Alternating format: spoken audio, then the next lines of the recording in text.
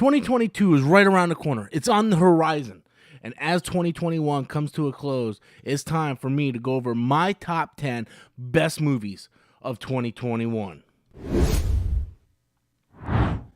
Hey everybody, Robert Storms here, back again with another video. If you guys are finding me for the very first time, please do me a favor, smash that like and subscribe button. That way you guys can stay up to date on all future content here on the channel. So I'm going to go over today my top 10 movies of 2021. Now I want to say this right off the bat, this is my personal list. This isn't your list. This is my list. Not saying my list is the right list. I'm just saying it's my list. Everybody's entitled to their own opinion. There might be some movies on here that's on your list. There might be some movies on here that's not on your list. There might be some movies on your list that's not on my list. And the rankings might be all different. Guess what? We're all different. Everybody's going to have different opinions. This is just my personal list. Again, not the right list, just my list. So without further ado, let's jump into number 10. Coming in at number 10 is The Little Things, starring Denzel Washington and Rami Malek. So this movie was something I heard a lot of bad stuff about. Everybody was like, oh, this movie was good up until the end. And I really waited a long time to watch this movie. And I really enjoyed it. I really enjoyed this movie for what it was. I thought the acting was really good. Rami Malek has just been knocking it out of the park on almost everything he's been doing lately. Denzel is Denzel. I like Jared Leto was really good, really creepy in this movie. And overall, I just really enjoyed the movie. It was nothing like, oh my God, this is amazing. But it wasn't, to me, wasn't as bad as everybody made it out to be. And that could be because I heard so much negative going into the movie that I was going in with such low expectations. But when I walked away from that movie, I really enjoyed it. It stuck with me in my mind, and I kept thinking about it. And at the end of the day, I really enjoyed the movie. I think it's one of the better movies that came out in 2021 for sure. Coming in at number 9, ShangChi. So ShangChi was a Marvel movie that, full disclosure, I didn't know a lot about the character. I think a lot of people, not like 98% of the people that went and saw this movie, didn't know anything about Shang-Chi when we went to go see it. And the movie was really good. It would have been higher up on my list if it wasn't for the ending of that movie. I thought the movie really fell apart when it became this CGI kaiju fight at the end. At that point, that's when the movie kind of fell apart for me. But up to that point, I really enjoyed it. I like the Mandarin, the guy who plays the Mandarin, Shang-Chi's father in the movie. I think he stole the show. Like, he was like one of the best parts of the movie. And then, like I said, I enjoyed everything. I liked the fighting, everything. But it kind of fell apart toward the end with the dragons and the kaiju fighting and all that stuff. That's why it's coming in at number 10. Coming in at number 8, Raya. This movie, I almost forgot it came out this year. While I was going through the movies that came out this year, I seen Raya was on there. And this was one of the few movies I did see in theaters this past year, and I really liked it. I really enjoyed this movie. I thought the animation was fantastic. I thought the story was fantastic. I thought the character of Raya was fantastic. And it was a movie that I didn't have a whole lot of expectations going in. And it really, like, you know, usually when you go see these animated movies, especially these animated Disney movies, you don't know what quite to expect. And I was really pleasantly surprised how awesome this movie was. And it did give me vibes like Avatar: The Last Airbender or Korra, The Legend of Korra. But it did its own thing as well. And I really enjoyed this movie. Coming in at number 7, Nobody. If you guys haven't seen this movie is awesome. If you like John Wick or The Equalizer or anything like that, this movie is absolutely awesome. It's a guy who's pretty low-key. You don't think he's special at all. Like, there's nothing special about this guy. And then people keep pushing him like, who are you? I'm nobody. And yeah, he comes in and he just starts laying out everybody. Like, this dude's got some serious skills.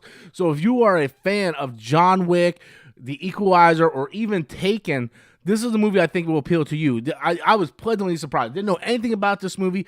Just got recommended by a couple friends. Went and watched it, and man, it was legit, guys. This movie was awesome. Coming in at number 6, Black Widow. This movie should have happened in Phase 3, Phase 2 at the earliest, but definitely Phase 3. and it didn't happen. When I first saw the movie, I was like, oh, it's a pretty good movie. I like it a lot more than most people like it. But does it have problems? Absolutely. It has a big problem when it comes with the Taskmaster and the reveal of Taskmaster and how Taskmaster was actually utilized throughout this movie. But overall, I think people are really down on this movie and more harder on it than they really should be. Because at the end of the day, it might not blow us away with the oohs and the ahs, but it had a great story. It had a great script. There was a great character development in that movie. And I really urge people to give it a second shot, especially on Disney Plus. I mean, it's a really, really good film. And it's in my top for sure for the year. Coming in at number 5, No Time to Die, the final Daniel Craig Bond film. I was waiting for this movie for years. Couldn't wait for it. This movie hit me in all the places that it hit me. It hit me emotionally at the end. Daniel Craig comes back, does a great job as Bond. And this was basically the finale that I wanted at the end of the Bond franchise with Daniel Craig. As we know, they're going to go ahead and reboot it. But Daniel Craig is my personal favorite Bond. I like all of his movies. Even the movies that aren't the best, I still like it because of Daniel Craig being in it. And this one, to me, I felt like it was a great conclusion to that Bond character, to Daniel Craig. Let's see what they do with the reboot. Really enjoyed it. Again, Rami Malek in this. Rami Malek just knocking it out of the park. His character arc is kind of all over the place, but he delivers a great performance. So No Time to Die, number 5. Coming in number 4 is Dune. Danny Villeneuve, man, this dude knocks it out of the park every time, bro. Whether it's Sicario, Arrival, Blade Runner 2049. The list goes on and on and on. This guy just knocks it out of the park. Dune, a lot of people probably don't like this movie because it's slow paced, methodical, story driven. It's Game of Thrones in space. And a lot of people probably don't like that. They want the action. They want to be entertained. They want to do all this, blah, blah, blah. There was moments in this movie where it is action-packed and entertained, but there's also a lot of slow moments for character development. And to me, that stuff is what stood out. I want to know more about the characters. If your characters aren't interesting, I don't care about all the oohs and ahs you do. I want something that's methodical, that's entertaining, that's engaging, and keeps me into the characters and has me understand these characters. I didn't know dilly squat about Dune. Never read the book, never watched the old movie. I went in this movie and I wanted to know more about all these different characters. I want to know more. And you had a great cast in this movie. Danny Villeneuve knocked it out of the park for sure. Dune is definitely in my top. Coming in at number 3 is Eternals. Eternals is another one. I like these slow burn type movies. It's a bunch of characters that we didn't know anything about. We get to find out about them, and we get great character development on them. Is it the biggest, most action-packed MCU movie? No, not by a long shot. But it's very well written. I was intrigued by all the characters, and I liked the story development. And I liked at the end when the twist happens and who's the good guy, who's the bad guy, who's doing the right thing, who's doing the wrong thing. Is this person really bad? Is this person doing what he feels is right or she feels is right? What's going on? How is this going to implement the rest of the MCU moving forward? What does this mean for planet Earth? What does this mean for the cosmic universe? So much went on in this movie, and I know it's probably on everybody's least favorite MCU movie of the year and probably least favorite movie of the year, but for me, this movie hit me in all the right places. Like, it gave me everything I wanted. It gave me the MCU flavor. It gave me the nice, deep, rich story and history I could dive into. It gave me the MCU action at the end. Like, it hit all the marks for me as a movie-going fan who likes these drawn out drama story driven movies. I like it. I like this movie, and I think a lot of people should give it a little more benefit of the doubt and probably give it a second watch. But if it's not your cup of tea, then that's fine. It's not your cup of tea. Everybody has their own cup of tea, and a lot of people have coffee. Coming in at number 2, Spider-Man No Way Home. Spider-Man No Way Home was probably the most anticipated movie of the past couple years for sure. Everybody was like just foaming at the mouth to see this movie. Not going to go into a whole lot about the plot of it. You guys kind of know. If you haven't seen the movie, you haven't seen the movie. I don't want to spoil anything, but everything that was leading up to this movie, people knew what was going to happen. And to me, as a longtime Spider-Man fan, a fan who's been following the comic book since he was 5 years old and loved all of the movies, to get a lot of payoffs from previous things all in one movie. I mean, we're getting closure from 3 different generations of Spider-Man, and this movie really brought it home for me. Like it wasn't the greatest movie of the year, but what it meant to me emotionally and as a fan, I put it higher up on the list.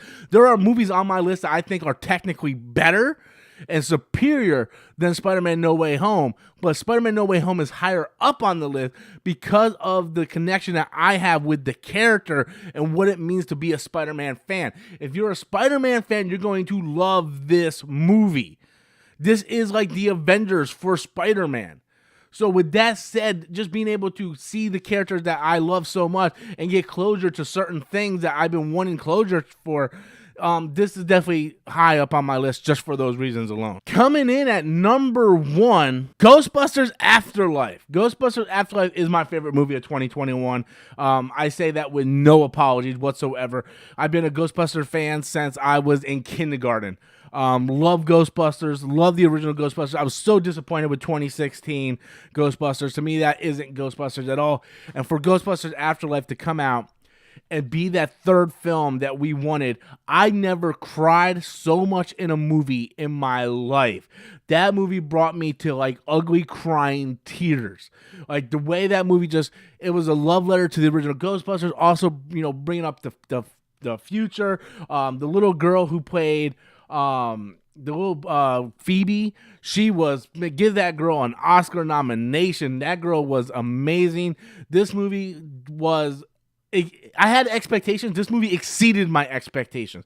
The movie, so many people want to talk about nostalgia this, nostalgia that. Ghostbusters, I think, did it the right way. The plot was driven. The plot was a continuation of stuff that we already seen. We seen where Egon was trying to stop certain things, and then his grandchildren come in and they take over for him. And the last 30 to 40 minutes of the movie just brought me to tears. It was everything I wanted and more. It was an amazing experience, and regardless if other people like it or not, Ghostbusters Afterlife was my favorite movie of 2021. This is a movie that I'm going to buy and I'm going to own and I'm going to rewatch over and over again because I love this movie. Well, guys, that is my list of top 10 movies of 2021. Once again, it's not the right list, just my personal list. I know there are some movies on here that's not on your list, as well as movies on your list that's not on my list, but it's okay because at the end of the day, we each have our own personal preferences. Be sure to leave your comments in the comment box below. Tell me what you guys think. What are your top 10 movies of 2021? Leave those comments in the comment box below. And until next time, as always, I am Robert Storms, and that's my opinion.